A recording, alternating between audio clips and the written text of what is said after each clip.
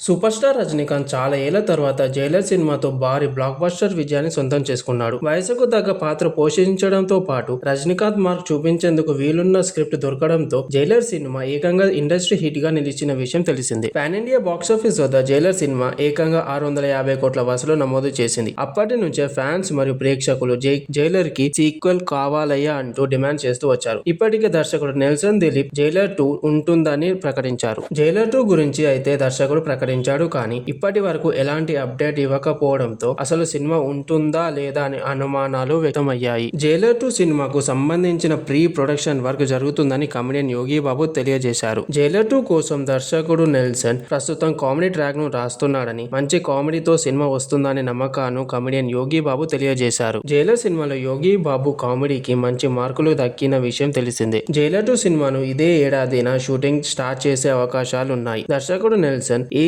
Cinema అయినా చాలా speed గా పూర్తి చేస్తాడు కనుక జైలర్ 2 సినిమాను కూడా ఎక్కువ సమయం తీసుకోకుండా స్పీడ్ గా పూర్తి చేసి వచ్చే ఏడాది దసరా లేదా దీపావళిన విడుదల చేసే అవకాశాలు ఎక్కువగా ఉన్నాయని వినిపిస్తున్నాయి.